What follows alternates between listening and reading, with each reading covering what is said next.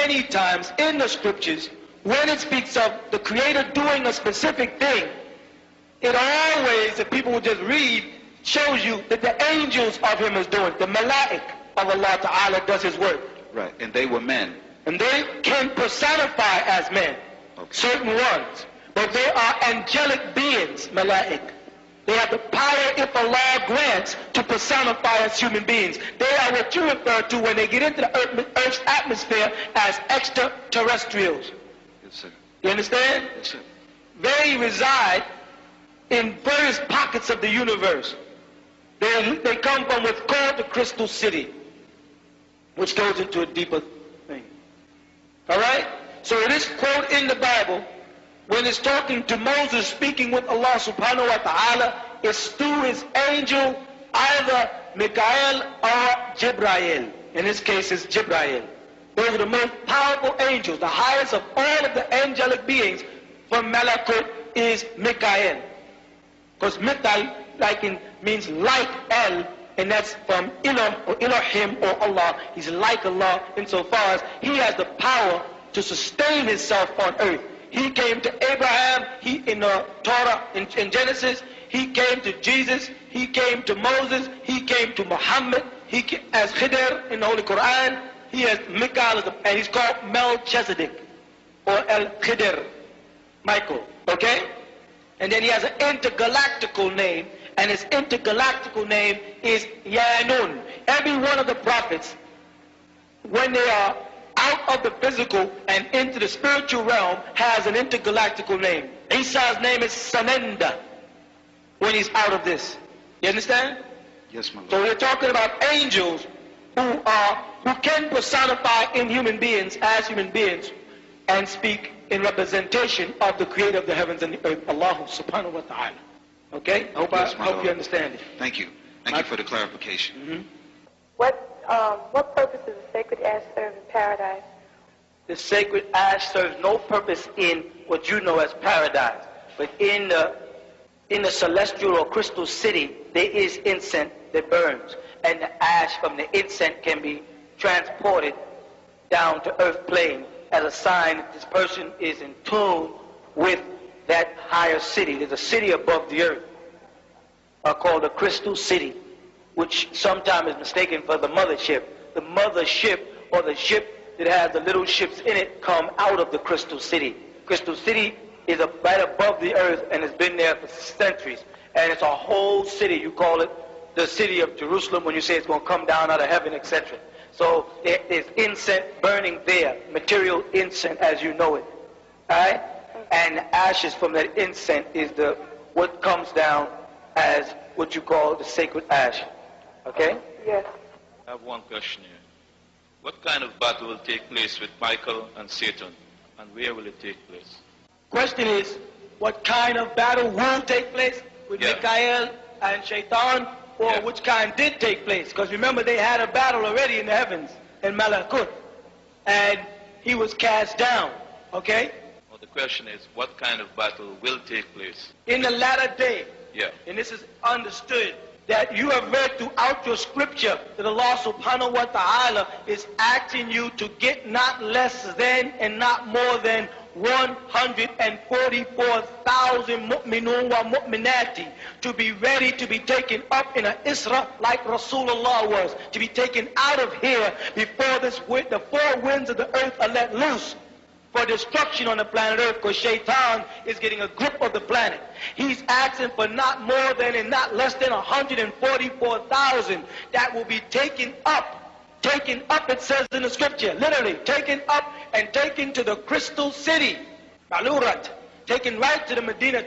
And there they'll stay for 1,000 years and be groomed by the elders.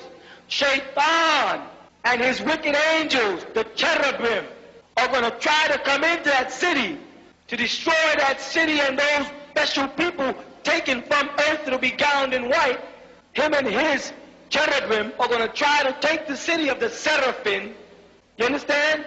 Yeah. But they will be trapped. They'll be baited like the story of Job. And then he will be cast into the earth, because you have a central city in the center of your earth. I know this sounds crazy, but it's true. You have a central sun. There's a city in the center of the earth called Aghrata. And the capital of the city is called Shambhala. And the temple where they keep Satan trapped with that hexagram is called Wahala. He likes Muslims to rise a pentagram, which is a 5-pointed star. Because he can be trapped in the hexagram. In the 6-pointed star, you can trap Satan. He'll be kept in that city for a period of time. The so-called merillion, as they call it, the 1,000-year period, that 144,000 will be kept in the celestial or crystal city to be groomed to get their godlike or divine qualities back in them before they descend back to earth with the Lamb, which will be the angel Michael, who will bring them back to earth. You see, Shaitan, like it mentions in Revelation, is going to try to get up to that new city of peace and try to destroy that abode. That abode is called Darul Islam in the Quran. The abode of peace is not on earth. And in it are angels, they say in the Quran. Hawriya. Those are seraphim and the masters, the awalina, the Quran says, the ancient ones. They are there to teach and try to get you prepared to come back in, because you have to wipe away this earth and wipe away this heaven and bring in a new heaven and a new earth. So the battle will be fought because Satan is going to try to invade that very city, the crystal city, but shall be cast into the pit of the earth and down into the center of your planet. Like I said, there's a city. Inhabitants of the city are from Mu Lemuria, they're from Atlantis, they're from the Mayan people, different people who were taught by extraterrestrials or angelic beings and were taken into these cities. And they're there now, and the devil knows about it. And they would not even be on earth had it not been for 1945, when you people dropped the bomb on Hiroshima and Nagasaki, and it frightened the Galactic brothers, because you almost cracked the earth. So the elders had a meeting and came to the surface. You call them angels. Call them what you feel like. Came to the surface and said, we got to prevent the serpent seed. We call him the serpent person. The serpent and his seed from destroying you before you are ready. Before you are prepared. Before you are transformed back into a spiritual being. We got to stop him from destroying. The other night when they saw that green light, and he said it was a meteorite. No better yet, I think it was a meteorite. There was no meteorite. I told y'all the ships are coming. I told you they're here. He didn't say it was a meteorite. There's no such thing as a green meteorite. Go back and study astronomy and show me somewhere where he told you about a green meteorite. He told you about pink stars, blue stars, and white stars. He never spoke about no green star or no green meteorite. And what kind of gas burns green? They burn blue, they burn yellow, they burn amber, but not green. Somebody's lying. So the battle that you spoke about between the elders is between those being prepared, the seraphim under Michael, to suppress the cherubim, which is the 200 fallen angels, and you people on earth who are left behind because you don't come in and get prepared to make the transition from this state to the sacred city. You're going to be the playground of the devil. Do you know that the planet Earth used to be a hunting ground? That the cherubim used to come here and hunt prehistoric animals through laser lights and kill them just for the fun of it. You have not only positive angelic beings visiting the planet Ardu. Your galaxy is called Terra. It's called Terra. All right? That's the galaxy you're in. You're on what's called Zorukaya. Zorukaya is the name of your planet. All right? You have extraterrestrials, they become extra when they get inside here. Visiting you, all of them are not positive. Some of them are called jinn. From the Ifrit mentioned in the Quran, Solomon had big battles with these jinns who would come in and land here, and they infiltrate man and corrupt the world. They mutilate animals. They come down and they mutilate animals. They hunt for the fun of it. They make themselves seen as UFOs. And they hunt, they take people up, they abuse people. And then there are other galactical beings who are fighting against them, trying to get you people prepared, but you keep rejecting. You want all of this fiction religion. You want to believe that Muhammad came with this new type of religion. When Muhammad sallallahu alaihi wasallam was in contact with extraterrestrials, when the angel Jibreel, salaam alaikum wa rahmatullah, came to the Prophet Muhammad in a cave. He came as light. He came as an etheric being. And he came to Rasulullah Muhammad as light and told Muhammad that man has fell away from the most important commandment. Who created him and when? So he told Muhammad, you better go back and Iqra bismi rabbika alladhi khalaq. Go back and read in the name of the very creator. You follow? But man refuses. Man rejects. He's been tempted by the devil, and the devil and his seed is here, like I explained earlier, and man loves him. And like it says in the Bible in Revelations, he wants to even live in the image of the beast. I would like to know, why was the devil sent to another planet? Well, two questions. Why was the devil sent to another planet?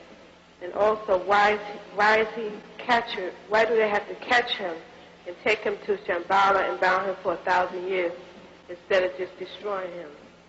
Because energy cannot be destroyed. You can only alter its appearance. And what a lot of human beings don't realize is that what they call the devil was once an angel, Malak. And he was created of nar, a simul, or a poisonous type of fire. It's not the same fire as you find on earth, but it's, for lack of a better word, that's all they can use. And you cannot destroy energy. You can only alter its appearance. Or you can refrain it. You can discipline it. You can confine it. Or you can channel it. Now, nowhere has it been said that he was sent to another planet. It was said that he has left this planet and has gone on to another planet. It has not been sent. You don't send the devil anywhere. You have to trap him. And he's trapped by what's called the hexagon, which is the symbol of the six-pointed star. The eye you see on the back of the dollar bill over the pyramid is a symbol of Nimrod. They knew that the elders used to use the pyramids to travel intergalactically. They knew that. They know how all the pyramids are hooked up magnetically a perfect distance apart. They know that what you refer to as the Bermuda Triangle is really a pyramid sending up magnetic waves. They know these things. And they put the eye of Nimrod there. And that is their God. That's the one that was crucified. That's who was born December 25th. Isa ibn Maryam, Jesus was not born on December 25th. Where do they get this snow in Jerusalem stuff? I don't know. I mean, they made it up. Because they were talking about in the Caucasus Mountain where there's snow, not in Bethlehem. You see? I have a question. Someone in class asked me that before you taught us about Master Muhammad being from Venus, now you're explaining to us about a third Farad. I really don't know how to answer that question. I'd like to know if possible, can you expound upon it? When they say Venerian, that's a real good question too. Someone asked me about it before. Valiant Thor and these guys can be born here and be a Venerian. Now there are Martians. Let me talk about that. When I said there was life on Mars, nobody believed me. But I told y'all right after that, I said, but when Whitehead says it, then niggas don't believe you. Now, it's general consensus that there is life on Mars. Fortunately for you, the Holy Tablet was out before they made the public statement, so you can flip right there and say, he told us that before the government approved it. There are people being born here and transported there. They've been living there and breeding there. So if they live and breed there and they come here, in other words, if I am from, where you from? Where you from? Where you from? Who were you born? Antigua. Okay. If you have a son born here, he's an American. Right? Now, if his wife is from Antigua and you're from Antigua by blood, by nationality, by reality, he is Antiguan. But he's born here, he's American. That's why I pointed out his complexion is like a Hindu for you. If also, when I speak about them, I did mention in the book to you that notice that don't think Valiant Thor is a European. He's Hindu. Now, who controls the Kingu project in the Holy Tablet? Where'd they come from? Where's Nineveh? What planet were they on when they got kicked off to go here? They was on Sin, which is another name for the moon. You follow that? That's where they made their base from Venus. And the government right now has moon projects. Right. They're finding faces on the moon just like they found on Mars. Right. Where you know that the Anunnaki did all their clone. That was a form of Shimti before they came to Earth. Again, if the United States is no longer at war with Russia, what is the purpose of a shuttle? What does a shuttle do? It takes people from one place to the next. So why do they keep calling these things they're sending up shuttles if nobody's being transported? They're saying now people are going to be and stay for 6 months. They're transporting them to the mine team. They have one on Mars, they have one on Venus, and they like I told you last year, they exploded Jupiter and they reactivated Jupiter. And it'll be in the news soon, they'll be talking about Jupiter. So everything I tell you all comes true. I ain't playing no game. If you don't believe me, sometimes some of the things I tell y'all sound so far-fetched, y'all afraid to go teach them. Yeah, man, this is wow. How am I going to tell my mother this one? But then when it hits the news, you go running to our you go, man, government said life on Mars. Now what? Now you with me. Be with me even when it sounds crazy. Because it's going to confirm itself. You know what I'm saying? The answer to your question is yes. Yes, the third was the Venerian.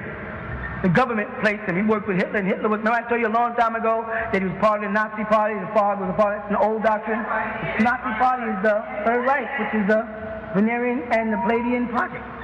Palladian, yes. You made a statement. You said the Honorable Elijah Muhammad was a gray?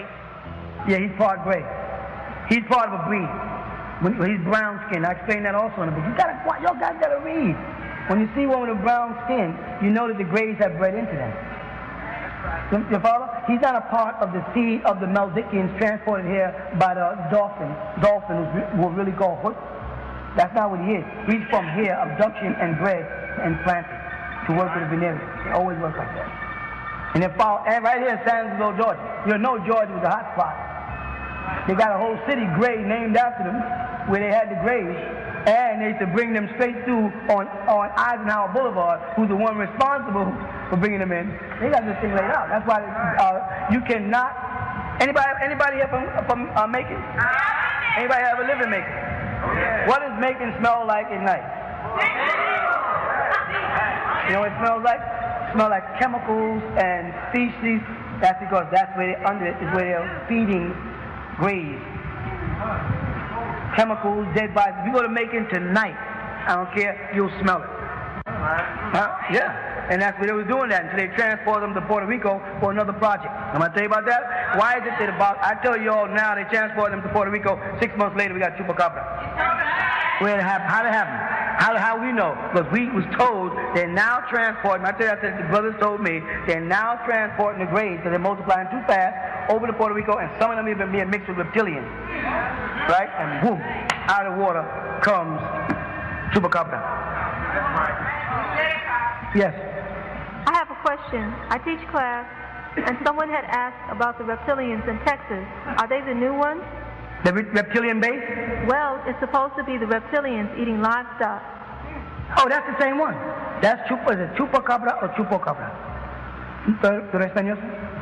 Nobody speaks Spanish? It's Chupacabra. That's the same one. The government brought them here. Puerto Rico was saying, you came over here and you bred some of these things and they got out, but they always escape. That's what Arrival is. You ever see the movie Arrival? Okay. If you see the movie Arrival, you see how those legs bend back on those creatures? All right. Remember that big disc? The largest satellite disc on the planet is in Puerto Rico. That's where they were going. Notice the men were all Spanish-speaking. The clones. They had the movie out like they did with the other one with the disease, Ebola. They called it, what do they call that movie? Outbreak. They had the movie out before the incident broke out. They made a mistake. Well, Chupacabra was transported from Puerto Rico here, and it's in Texas, and it's in northern Georgia. And the killer bees are coming this year. I told you all expect them. They're coming. They're all over the news now. When you see a bee, slap it.